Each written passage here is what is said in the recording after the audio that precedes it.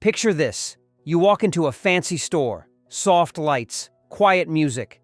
A staff member speaks like everything is rare and sacred. You touch a simple item and the price tag hits you like a cold splash of water. You start doing that quick math in your head. Is this actually worth it? And then a weird thing happens.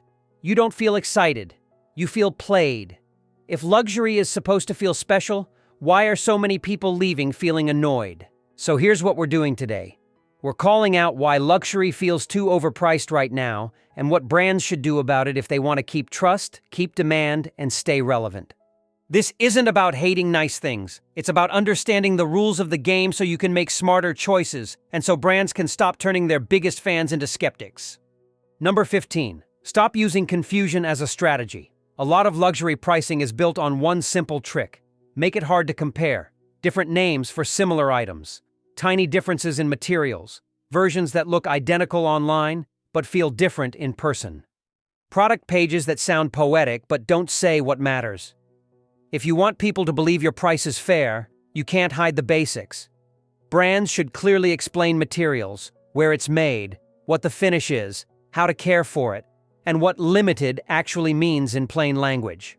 Not vague words like iconic and crafted and exclusive. People don't have time. The more you make them guess, the more they assume the answer is, it's overpriced. Number 14. Stop charging luxury prices for ordinary durability. Here's a hard truth. A high price does not automatically buy you high quality. Sometimes it buys you design, status, and access. That's fine, as long as the item also holds up like it should. But when basic wear shows up early, people feel insulted. Straps fray, coatings peel, hardware scratches if you breathe on it. Shoes fall apart faster than you expected. If you want to charge more, earn it with real durability.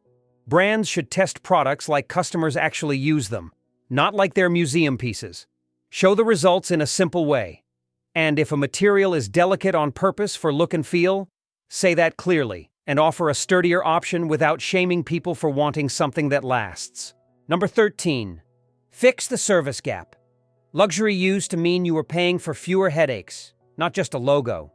That meant helpful staff, easy repairs, easy returns, and problems handled fast. Now, many shoppers feel like service got worse while prices went up. And that combination is poison. If you make people wait, repeat themselves, or fight to get a basic issue solved, they don't feel exclusive. They feel trapped. Brands should treat service like part of the product. Train staff to solve problems, not deflect them. Make repairs and replacements clear. Give honest timelines, and never make customers feel like they're begging for what they already paid for. Number 12. Stop turning everything into an add-on. You know this feeling. You're buying something expensive and then suddenly there's a premium extra for things that used to be included. Special packaging, gift wrapping, faster shipping, a case, a strap, a basic accessory, even basic setup help. Add-ons are fine when they are truly optional upgrades, but when the base product feels incomplete without them, it feels like a squeeze. Luxury brands should build complete products again. If an add-on exists, make it clearly better, not just the version that should have been standard. People can accept paying more for more. They hate paying more for normal. Number 11. Stop playing games with limited and exclusive. Scarcity can be real. Sometimes supply is truly tight because materials are rare, skilled labor is limited, or production is slow by design. But when limited starts to feel like a costume, trust collapses. People notice when the limited item keeps coming back in new colors, new names, new drops. They notice when wait lists feel random. They notice when exclusive access looks like a script to push urgency. Brands should be honest about scarcity. If it's limited by production, say how. If it's limited by time, say how long. If it's not limited at all, stop pretending. The fastest way to make luxury feel cheap is to act like a magician while the audience can see your hands. Number 10. Make returns and exchanges sane again. Luxury pricing only works when people feel safe taking the leap. But a lot of shoppers now fear the return process. They worry about strict windows, restocking fees, store credit traps, and fine print about final sale. They worry about buying online and then being told a tiny protective film or missing tag makes it non-returnable. Some of this exists to fight abuse, and that's real. People do abuse returns. but brands can protect themselves without punishing honest customers. Offer clearer policies. Make the rules simple. Don't bury the conditions. And if you sell something that's easy to get wrong on fit or feel, like clothing and shoes, accept that returns are part of the deal. When a product is expensive, the customer's anxiety is expensive too. Reduce it. Number 9, stop making the customer finance your inventory risk. Here's what that means in everyday language. Some luxury models push customers to buy fast, hold the item, and accept that it might not be easy to return or resell, while the brand keeps raising prices and shifting styles. The customer becomes the one stuck with the downside if the hype cools or the trend changes. That's fine for collectibles if people knowingly play that game. But when it creeps into basic goods, it feels unfair. Brands should offer more stability. Keep core styles available. Keep parts and repairs available. Don't treat last season like trash. And if an item is meant to be timeless, back that up with long-term support. Timeless isn't a vibe. It's a promise. Number 8. Stop shrinking value while keeping the same luxury story. In regular products, people call this shrinkflation. You pay the same or more and get less. In luxury, it can look different. Maybe the item is slightly smaller, the material gets thinner, the lining changes. The stitching simplifies, packaging gets cheaper. A detail disappears, and the brand explains it as streamlining or new design direction. Customers notice. Even if they can't name what changed, they feel it. Brands should be upfront when changes happen. If a material changed, say why. If the construction changed, explain what improved. If nothing improved and it was just cost-cutting, own it or don't do it. The luxury story collapses when the product starts behaving like a normal product that's trying to quietly cut corners. Number 7. Make authenticity and trust part of the experience, not a headache. The counterfeit world is huge, and when prices rise, counterfeits rise too, because the gap between real and fake becomes a bigger temptation. Customers are caught in the middle. They're scared of buying secondhand. They're scared of being accused of owning a fake. They're scared of paying full price and still feeling unsure because quality is inconsistent. Brands should make authenticity easy. Offer simple verification services. Offer repair and cleaning that includes inspection. Support responsible resale instead of pretending it doesn't exist. And most importantly, tighten quality control so customers don't feel like they need to be detectives to trust what they bought. Number 6. Put comfort back on the table. Luxury sometimes forgets the body. Things look great in photos and feel bad in real life. A bag that digs into your shoulder, shoes that punish your feet, clothing that looks sharp but restricts movement, a watch or jewelry piece that catches and scratches. And then the brand acts like discomfort is part of the prestige, like pain equals taste. That might work for a tiny group, but for most people, it's just annoying. Brands should treat comfort as a feature, not a weakness. Offer thoughtful ergonomics, offer better sizing and fit guidance, offer multiple strap options, make beautiful things that don't make daily life worse. If luxury is about a better life, it should feel better to live with. Number 5. Stop hiding basic costs behind experience fees. In luxury hospitality and travel, a big source of anger is the pile of extra charges. Resort fees, service charges, delivery fees, convenience fees, destination fees. Automatic tipping prompts on top of already high prices. Some of these exist for real reasons like staffing and operations.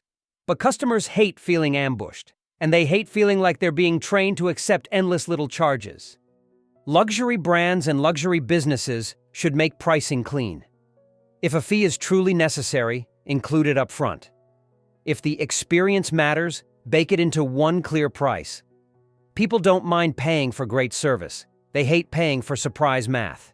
Number 4. Rebuild the craft story with proof, not just vibes. Craftsmanship is real. Skilled work takes time. Good materials cost money. But craft has become a word that gets thrown around like a magic spell. Customers hear it so often that it's starting to mean nothing. Brands should show the work in a straightforward way. Show the steps. Show the tools. Show what is hand-finished versus machine-done. Explain why a detail matters.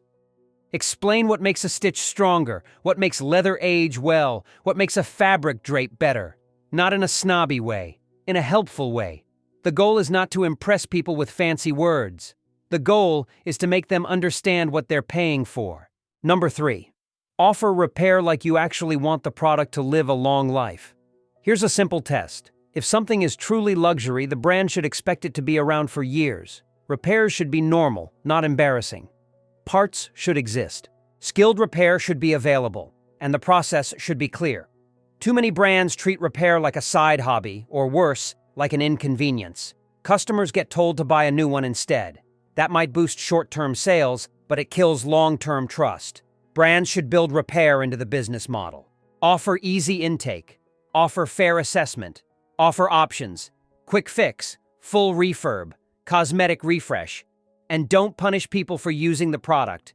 A luxury item should age with you, not fall apart and then get replaced like it was disposable. Number 2, stop leaning so hard on status that you forget the customer's dignity. This is the controversial one. Some luxury marketing is built on making people feel anxious, like you're either in or you're nothing. It plays on insecurity. It uses gatekeeping. It uses social pressure. It uses the fear of being seen as ordinary. That can sell fast, but it also creates backlash. People start to feel like the brand doesn't even like them. They feel judged in store. They feel like staff are ranking them. They feel like the brand wants their money but not their presence. Luxury should feel respectful. Brands should train for kindness, not coldness. They should stop acting like customers need to prove they deserve to buy something. The moment a brand makes a customer feel small, the customer starts hoping the brand falls off. That's not loyalty. That's resentment. Number 1, make luxury about value again, not just price. This is the core fix. Luxury can be expensive. That's not the problem. The problem is when the price climbs faster than the value people can actually feel. When the story gets louder and the product gets quieter. When the service gets thinner. When the policies get stricter. When the customer feels like the brand is testing how much it can get away with. Brands should focus on value. People can touch and use. Better materials, better construction, better comfort, better service, better repair, better clarity, better long-term support. They should price with restraint, not with ego. They should remember that trust is the real luxury. Because once people decide a brand is overpriced, every future price feels like a joke, even if the product is good. Now let's pull it together. Luxury feels too overpriced when brands rely on confusion, surprise fees, flimsy durability, and scarcity theater. It feels fairer when brands are clear, consistent, and supportive after the sale. It feels worth it when the product holds up, the service solves problems, and repairs are easy. And it feels truly premium when the brand treats customers with respect instead of using them as a status ladder. So here's my question for you. What category feels the most overpriced right now, and what would actually make it worth the money again? Drop your answer in the comments, and thanks for watching.